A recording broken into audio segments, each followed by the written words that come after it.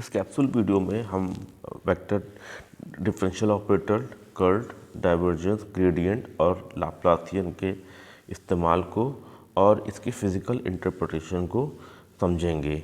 ये चारों operator divergence, curl, gradient और लाप्लासियन इलेक्ट्रोमैग्नेटिक फील्ड थ्योरी में यूज़ होते हैं।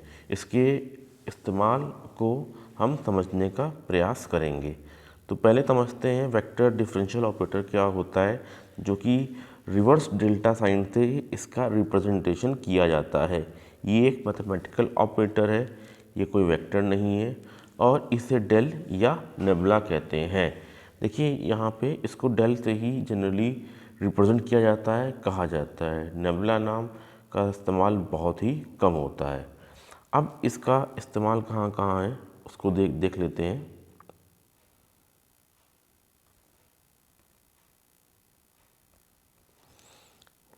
देखिए ग्रेडियंट, डाइवर्जेंस, कर्ल है। ग्रेडियंट ऑपरेशन हमेशा एक स्केलर फील्ड के साथ लगता है, डाइवर्जेंस हमेशा वेक्टर और कर्ल हमेशा वेक्टर फील्ड के साथ लगता है। डाइवर्जेंस में आप डॉट प्रोडक्ट का यूज़ करते हैं। देखिए डाइवर्जेंस में डी है, डी से डॉट, कर्ल है सी, सी फॉर क्रॉस। कर्ल के साथ हमेशा हम क्रॉस प्रोडक्ट का ही इस्तेमाल करते हैं। तो ये चीज़ है। डाइवर्जेंस का आउटकम हमेशा एक वेक्टर फील्ड होता है, एक स्केलर फील्ड होता है, और कर्ल और ग्रेडियंट का आउटकम हमेशा एक वेक्टर फील्ड होता है। डेल का कार्टेशियन कोऑर्डिनेट सिस्टम में ये फॉर्मूला है, del equal to I del upon del X plus J del upon del Y plus K del upon del Z. यहाँ पे डेल ये पार्शियल डिफरेंशियल को रिप्रेजेंट करते हैं। अब ग्रेडियंट क्या होता है? ग्रेडियंट की डेफिनेशन है, the gradient of a scalar field v is a vector that represent the both magnitude and direction of the maximum space rate of increase of v। Gradient of phi लीजिए या V लीजिए, दोनों ही एक scalar field है। Gradient of phi equal to I del phi upon del X plus J del phi upon del Y plus K del phi upon del Z. अब properties इसकी दो होती, the magnitude of del phi equals to the maximum rate of change in V per unit distance. Del phi points in the direction of the maximum rate of the change phi. Phi का जो maximum rate of change होगा पर unit distance या direction के हिसाब से, उसको वो इसकी डायरेक्शन होगी। अब दूसरा ऑपरेटर पढ़ लेते हैं, divergence. The divergence of the vector field is a scalar quantity and represents net amount of flow coming out per unit volume of a volume element of the field। इसको आप ऐसे समझ सकते हैं कि ये डाइवर्जेंस एक फैलाव और एक घेराव दोनों से ही होता है। जैसे आप नल खोलते हैं, बेसिन का नल खोलते हैं तो वो फैलाव है। आपका वॉल्यूम, आपका जो फोर्स है पानी का फोर्स, उससे वॉल्यूम जनरेट हो रहा है, वो फैल रहा है। उस तरह की डाइवर्जेंस को हम पॉजिटिव डाइवर्जेंस कहते हैं।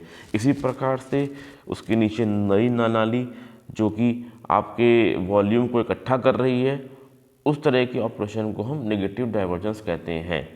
इसको हम रियल टाइम में इसको समझेंगे। इसका mathematical formula Cartesian coordinate system में del F equal to I del upon del X plus J del upon del Y plus K del upon del Z. F की वैल्यू पुट की, F vector है तो F X I plus F Y J plus F Z K किया है, और ये dot product है।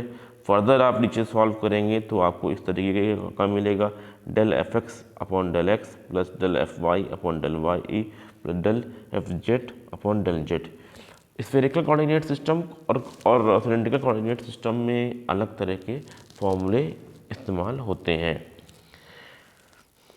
Divergence positive होता है सोर्स पॉइंट पे, जैसे नल है तो वहाँ पे डाइवर्जेंस पॉजिटिव रखा जाएगा, और नेगेटिव होता है सिंक पॉइंट में, नाली जहाँ इकट्ठा हो रही है, जहाँ पे फ्लो मेंटेन रहता है, जैसे नदी का फ्लो मेंटेन है तो वहाँ पे हम डाइवर्जेंस 0 लेंगे। अब देखिए रिमोट कंट्रोल है। रिमोट कंट्रोल में आपका वन वे कम्युनिकेशन होता है, टीवी में भी वन वे कम्युनिकेशन होता है। रिमोट कंट्रोल केवल आदेश करता है, मीन्स इंस्ट्रक्शन देता है, और टीवी आपके उसके आदेश को प्राप्त करता है, कोई रिवर्ट नहीं करता है। तो रिमोट कंट्रोल आपका सोर्स पॉइंट है और टीवी आपका सिंक पॉइंट है। तो रिमोट कंट्रोल साइड में पॉजिटिव डाइवर्जेंस होगा और टीवी साइड में आपका नेगेटिव डाइवर्जेंस होगा। बीटीएस टावर, मोबाइल, ये आपके सोर्स और सिंक दोनों की तरह बिहेव करते हैं। तो वहाँ पे पॉजिटिव और नेगेटिव डाइवर्जेंस ऑपरेशन के हिसाब से होता है। अब तीसरा ऑपरेटर पढ़ लेते हैं, कर्ल। कर्ल जनरली रोटेशन को रिप्रेजेंट करता है। अगर कोई क्वांटिटी रोटेशन लेस होती है तो उसका वेक्टर कर्ल के उसके वेक्टर का कर्ल लेने पे वो ज़ीरो के बराबर होती है। अब देखते हैं कर्ल की डेफिनेशन क्या है। The curl of vector A is axial vector whose magnitude is the maximum circulation of A per unit area as area tends to zero and one direction is normal direction of the area when the area is oriented so that it make the circulation maximum। अब इसका mathematical formula क्या है, curl of A equal to, इसका एक determinant बन जाती है, इसको इस तरह से लिखना है ये इसका मैथमेटिकल फॉर्मूला है। और अगर कोई फील्ड रोटेशन लेस है, अगर प्रूफ करना कि फील्ड रोटेशन लेस है या नहीं है, तो आपका कर्ल ऑफ वेक्टर फील्ड लेना है। इसी तरह से डाइवर्जेंस में भी डाइवर्जन लेस अगर कोई फील्ड है तो उसका डाइवर्जेंस ज़ीरो के बराबर होना चाहिए। एक और ऑपरेटर है लाप्लासियन ऑपरेटर, जो कि डाइवर्जेंस और ग्रेडियंट से मिलकर बना है। Divergence of a gradient of a scalar function phi is given by div grad. अगर इसको फर्दर करेंगे तो डेल स्क्वायर फाई के बराबर हो जाएगी। तो ये आपका लाप्लासियन ऑपरेटर है। तो इन चार तरह के ऑपरेटर्स का हम इस्तेमाल करेंगे इलेक्ट्रोमैग्नेटिक फील्ड थ्योरी में कैरेक्टरिस्टिक को शोकेस करने के लिए। देखिए कर्ल का इस्तेमाल कहाँ होता है, आपका जितना भी मैग्नेटिक फील्ड जनरेट होती है करंट के इंडक्शंस के थ्रू, तो वहाँ पे आपके कर्ल का इस्तेमाल होगा। जहाँ पे सोर्स और सिंक्स का इस्तेमाल है, जनरेशन है, तो वहाँ पे आपका डाइवर्जेंस का इस्तेमाल होगा। और ग्रेडियंट का इस्तेमाल वहाँ होता है जहाँ पे आपको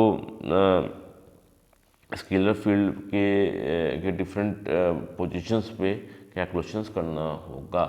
जैसे आपका पोटेंशियल, आपको पता है पोटेंशियल और इलेक्ट्रिक फील्ड के बीच में यही एक मैथमेटिकल ऑपरेटर के बीच संबंधित है।